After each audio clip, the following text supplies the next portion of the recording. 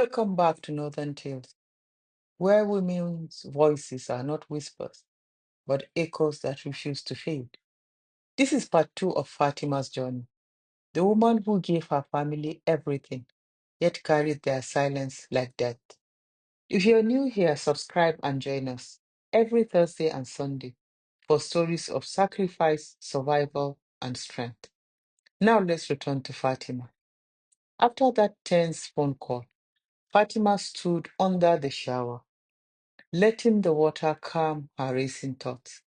She dressed carefully in a purple gown and a lilac hijab that framed her tired face but softened her determined eyes. Grabbing her handbag, she headed to Zuri Holdings. Inside the office, her best friend and confidant, Nkechi, was already waiting. The moment their eyes met, the tension melted into warmth. They hugged, exchanged pleasantries, and teased each other as always. Little bursts of laughter cutting through the heaviness in Fatima's chest. But once they settled into their seats, the air shifted. Fatima leaned closer, her voice low and deliberate. Nkechi, I can't carry this any longer. The EFCC matter. I need a plan before it swallows me whole. Nkechi's playful smile faded. Her mind switched into sharp, intelligent calculation. She began to speak carefully, as though every word might save Fatima's future. Fati, your biggest risk isn't EFCC, it's your family. If they hear whispers from Abuja, colleagues, neighbors, even old friends who notice you still go to work, they will start putting two and two together. You know how fast rumors travel. She tapped her pen on the desk and leaned forward. Here's what we do. First, you step away from anything public. No more being seen at the office. If people ask, we will spread a controlled story. We will say you were suspended pending investigation. That buys us time. Fatima listened intently, her fingers gripping the edge of her chair. Nkechi's eyes glittered with determination. Second, limit contact. Don't overshare with anyone, not even extended cousins. The less they know, the less they can betray you. And third, she paused, lowering her voice. We secure someone in Abuja who can confirm the cover story if your family starts digging. A friend, a loyal colleague, someone we can trust. Fatima exhaled slowly, the weight in her chest easing just a little. Nkechi's brilliance had always been her anchor. Fatima rubbed her forehead, anxiety tightening her chest. Nkechi, should I just call them now? Maybe Yaya Awal or Karima. They are already suspicious. Nkechi leaned back, calculating. Let's think it through, Fati. If you call Yaya Awal, the first thing he will ask is money for the surgery. You know how he is. He won't even listen to the rest. That will trap you immediately. And once you can't provide, he will gaslight you as usual. Next, Mama will call. She let her voice hang for a few seconds, then continued. And you know the rest. Fatima winced. She knew her brother too well. What about Karima then? She's softer. Nkechi shook her head. Karima will sympathize, yes, but she will also panic. And in panic, she talks too much.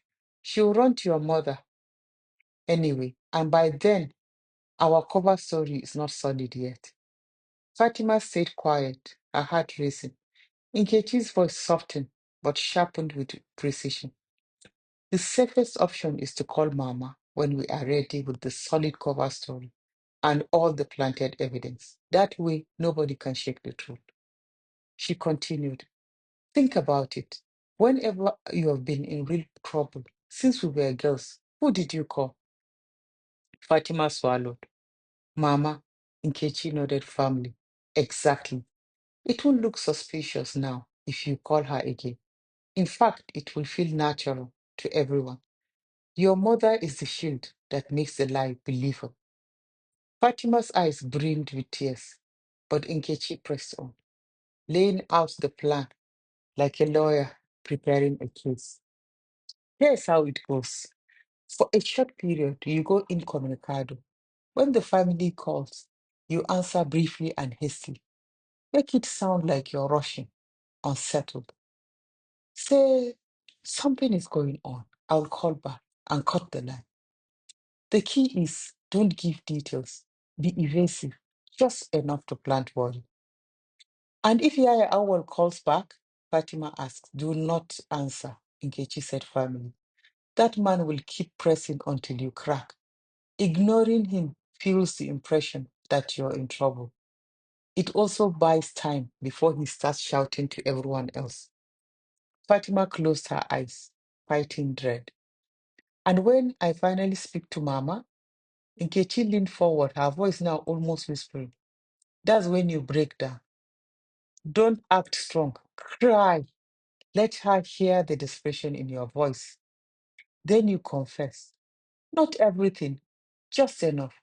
Tell her you've been taking project money at work to help them because you couldn't say no. And now EFCC is after you. The room fell silent. Fatima's chest rose and fell heavily. Her shame mingled with a strange sense of relief because at least the script was clear now. Nkechi reached for her hand. Fati, it's risky, but it's the only way to make the story stick. If it comes from your mouth in tears, your mother will believe it. And once she believes it, the whole family will follow. Fatima nodded slowly, her voice breaking. May Allah help me. 2 weeks slipped by. The plan had been set in motion, and Fatima clung to it like a fragile lifeline. On the morning of Asabe's scheduled CS surgery, Yaya Awal called her more than 50 times. Karima, too, along with their mother, bombarded her phone. Yaya Awal has sent increasingly angry texts. The screen lit up again and again until her phone battery finally gave up. She sat on the edge of her bed, whispering to herself, stay strong, just a little longer. Meanwhile, Nkechi was moving her own pieces carefully.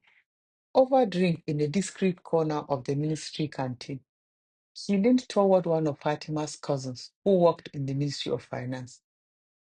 It's only because I want you to be praying for her, oh," she whispered, lowering her voice. But EFCC is circling Fatima. And not just her.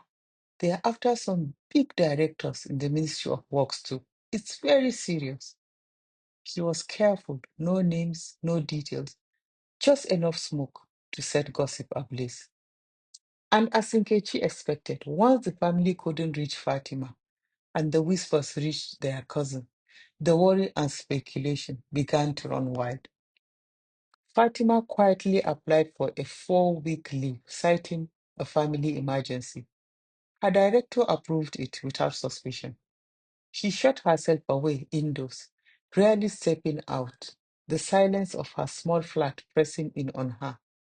To tighten the cover story, she spoke to her neighbor, Karima's childhood friend, the same one her family occasionally called when they couldn't reach her directly.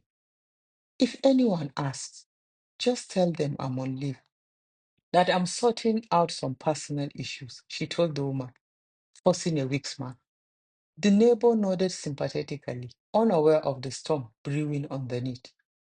Each night, Fatima lay awake in the quiet, phone switched off beside her, knowing the calls she ignored were planting the seeds of the story Nkechi had designed.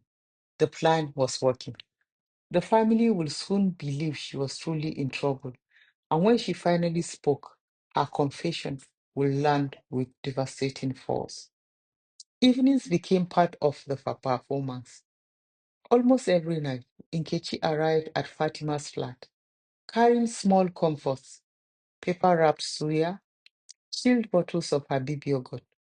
They would sit together, quietly, eating in silence, the flickering TV providing background noise. But their true attention was fixed on the window. Through the curtain's gap, they kept watch of the neighbor.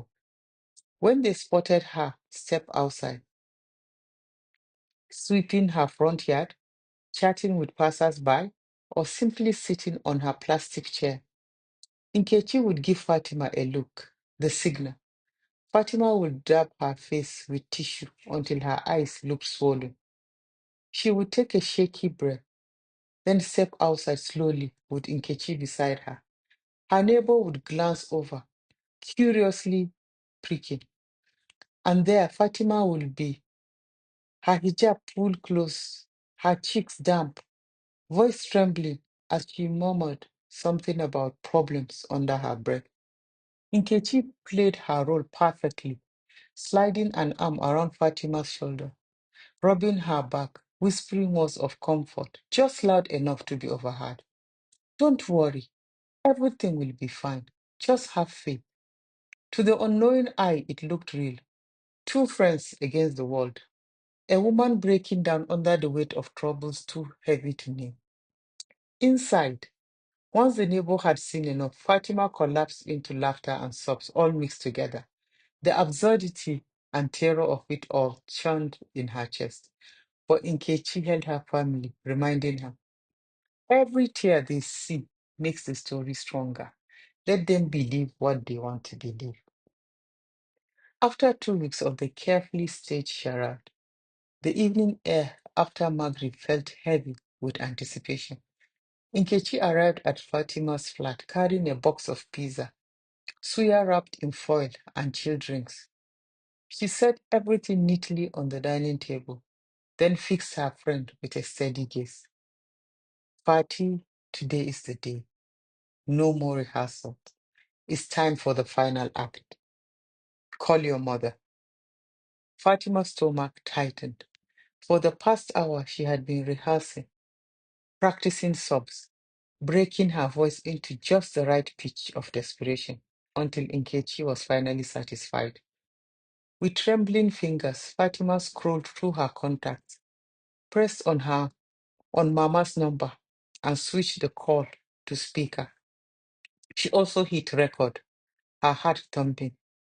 The line didn't even ring twice. Hajia Zainab answered immediately, her voice sharp, rising with accusation. Fati, what is this I'm hearing? Your cousin said you're in some kind of trouble. Awal has been calling you non-stop for the CS money you promised. And do you know what I had to do? I sold one of my gold sets just to pay for that surgery. How can you abandon your family like this? The words crashed into Fatima like stones. For a moment, she froze, staring at the phone in disbelief. Even now, even with rumors swirling that her life was collapsing under EFCC investigation, her mother's first concern was Awal's deal. Inkechi, watching from across the table, noticed the sudden shift in Fatima's expression, the tightening of her jaw, the narrowing of her eyes. It was a face she had seen many times before, the one Fatima wore before unleashing her fury on junior employees. Fatima opened her mouth, ready to explode, ready to abandon the script entirely and let her mother feel every ounce of her anger. But just as the first words left her lips, Nkechi's hand shot forward, calm and decisive. She pressed the red button. The line went dead. The flat fell into silence.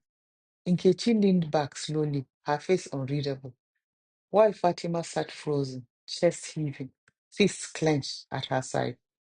Fatima stared at Nkechi in disbelief, her lips trembling. Her voice came out shaky, almost childlike. Did you hear her? Did you hear what she said? Nkechi nodded slowly, her eyes steady. I had. Even after hearing you're in trouble, her only concern was her son. That truth ripped something open inside Fatima. The fake rehearsed tears turned into real ones, hot streams rolling down her cheeks. She buried her face in her palms, whispering again and again, as if the words might crush her. My mother doesn't love me. My mother doesn't love me. Nkechi slid closer, sitting beside her on the couch. She placed a firm but gentle hand on Fatima's shoulder, her voice low and calming. Fati, calm yourself. Don't spiral. She hasn't heard the full story yet. She only reacted to rumors. Don't blame her too much for acting that way. Fatima shook her head violently, sobbing harder. But Nkechi, even if she had rumors, at least she should have asked how I was. At least one word. Are you okay, Fati? But nothing, nothing. She just shouted about Awal's bill. Is that all I am to her? Money? Her words filled the room, tearing at the air. The phone line on the table lit up again and again with incoming calls. Mama's name flashed insistently. Fatima refused to touch it, curling further into herself, her body shaking with sobs. Finally, Nkechi picked it up. She answered, her Hausa halting but deliberate. Hajia, Fatima is in serious trouble. EFCC matter. It's not small. Please, she cannot talk now. On the other end, Hajia Zainab's sharp voice faltered in the background. Faltered in the background of the call. Fatima's cries could be heard, raw, unrestrained, unmistakably real. There was a pause. Then Hajia Zainab's tone softened slightly. I will call back. I have sent for Awal and Karima. We must talk.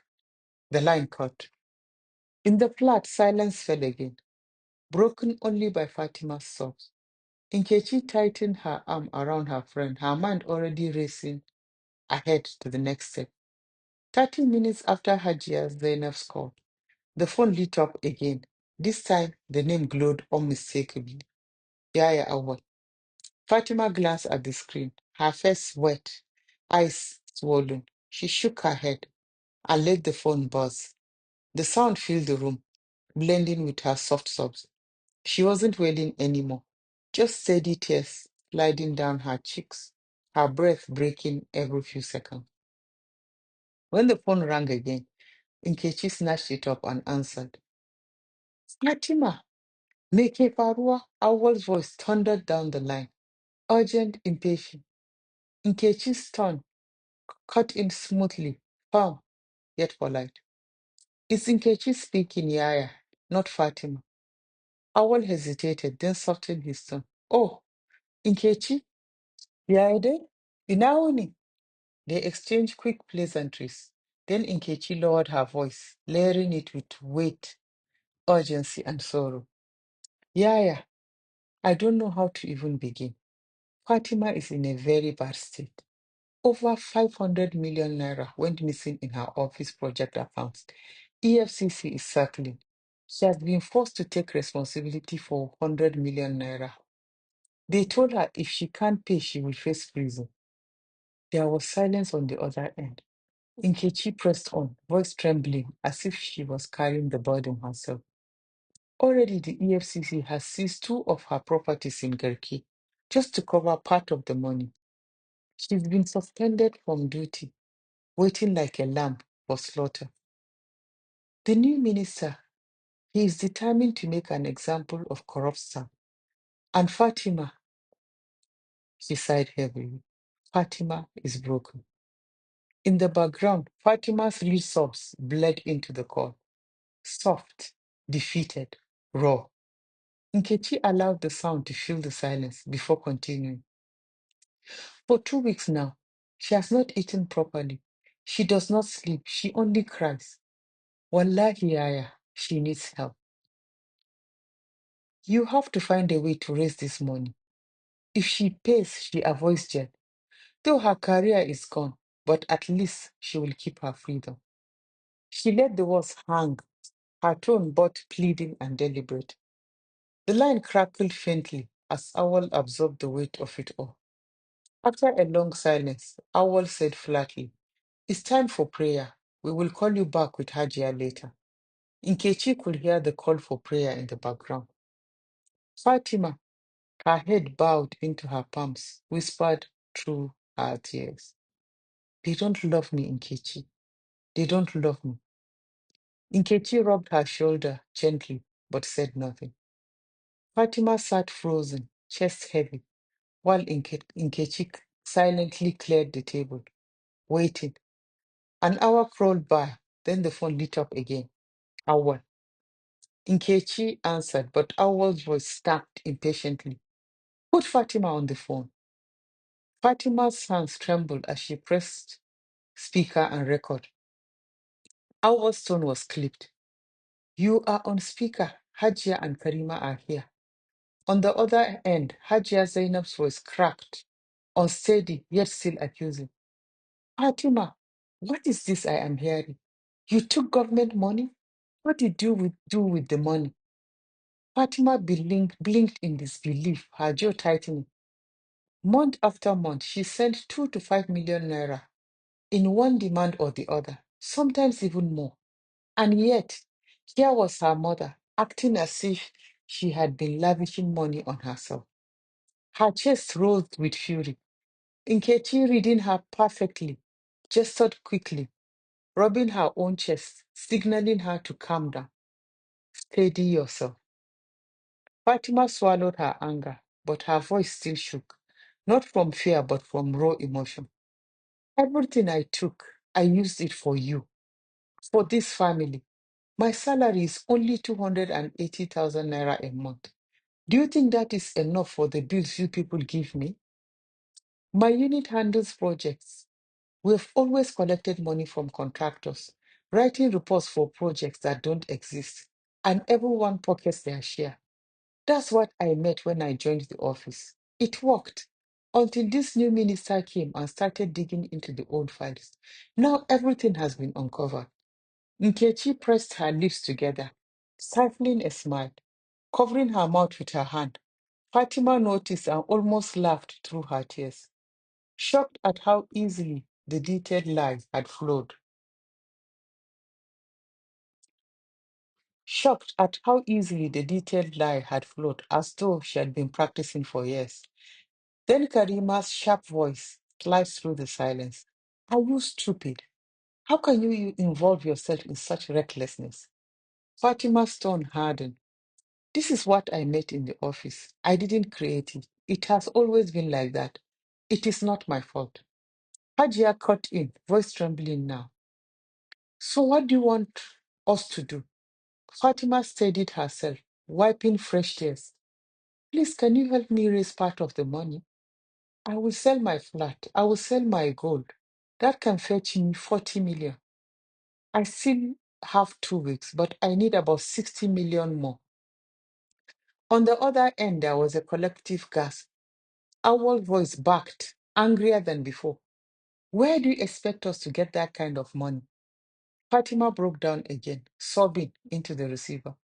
I swear I will pay you back.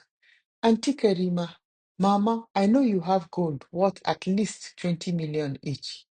Please sell them and give me the money. Wallahi, I will pay you back. Yaya Awal, can you help me with the rest? But Awal's tone only grew sharper. You said you will lose your job. They have already taken the 2 rental houses in Garki. How will you pay us back? Fatima sniffed hard, her voice breaking with desperation. Wallahi, Yaya, I will do my best. I will pay you. I will start working in Nkechi's company. Architects make good money in Abuja. I will not abandon you. There was silence, long, heavy silence. She could hear whispers in the background, faint but unmistakable, as if they had muted the phone while debating. Finally, after what felt like an eternity, Awa's voice returned, low, flat, cold. We will call you tomorrow. And the line went dead. Fatima sat frozen, phone still in hand, the echo of her brother's voice lingering like a verdict. A whole week passed. No one called. Fatima tried every number. Her mother, Yaya Awal, Karima, nothing. No replies, no callbacks, no acknowledgement. The silence broke her. She stopped eating. Sleep became impossible. She lay awake at night, whispering into the darkness. I know my family likes money, but is this how I am hated? The drama that Nkechi had fabricated was now her reality. She begged Nkechi to try Awa's number. She even sent him Long, desperate messages. Still, no response. Her paranoia deepened. She began to notice her neighbor more closely. The woman seemed unusually interested in her flat. Too often, she stood outside, pretending to sweep, peering through the curtains, or loitering nearby whenever Nkechi was leaving. Fatima's instincts screamed, "She's watching me." Finally, when the silence became unbearable, Fatima decided to push the performance into its final act. Together, she and Nkechi hired a group of students from the University of Abuja Drama Club. They dressed in police uniforms, one of them donning a sharp black suit. They rehearsed their roles like stage actors. That evening, with the neighbor home, Fatima and Nkechi stepped outside deliberately. Right on cue, the officers drove into the compound in a navy blue Hilux, engines roaring, voices commanding. The atmosphere froze. The man in the suit marched forward with theatrical authority. "Miss Fatima Nuhu Megateri, my name is Samson Mailafia. I am from EFCC. You are under arrest for failure to..." Before he could finish, Fatima collapsed to the ground, screaming in terror. "Mommy Isa," she called to her neighbor. "Please call Auntie Karima. Tell her they are taking me to prison." Her voice split the air. The neighbor froze in shock, then scrambled for her phone. Other tenants gathered, some already feeling the same. Fatima rolled on the ground, shrieking, "Na shiga uku. What will I do with my life?" The fake officers shouted back, brandishing their props. "This is obstruction of justice. Move aside." Nkechi bent over Fatima, shielding her protectively, tears streaming. This time, real tears, not staged. She shouted at the officers to stop, her own voice breaking. The neighbor shoved her phone forward. "Talk! Karima is on the line." Fatima grabbed it with trembling hands, screaming into the speaker, "Auntie Karima, Kitemakeni, na shiga uku. They will lock me up." Karima's voice burst out, panicked, sobbing, "Fati, Fati." Then Awa's deep voice cut in, furious and urgent. "Fati, what is happening?" There was chaos in the background. People shouting, crying. Suddenly the line went dead. The neighbor frantically dialed again, but nobody picked. The fake officers dragged Fatima up, shoving her into the hillocks. Dust rose as she sped away. Nkechi fell to her knees. For the first time, her composure broke. She was actually wailing, not for show, but from a deep place of grief and fury. She thought of every sacrifice Fatima had made for her family, every quiet humiliation, every silent transfer of money. And now, nothing. No rescue, no loyalty, no love. Through her tears, she whispered, "Family doesn't mean blood. It doesn't have to." Standing slowly, she wiped her face, climbed into her car, and followed to the rendezvous point. There, under the dim streetlights, Fatima stood waiting with the officers. When she saw Nkechi, she rushed into her arms. Both women broke into sobs. Nkechi pressed a handkerchief gently against Fatima's tear-strained face and whispered, "Fatima no Megateri, you don't have a family anymore. What you have is a second chance. Forget them. Let's bring out the new you." Thank you for watching. Join us in part 3. Fatima confronts the fallout of her plan and begins a journey to find herself. Don't forget to like, subscribe, and share this story. Every woman deserves to be seen. Every woman deserves to be heard. This is Northern Tales.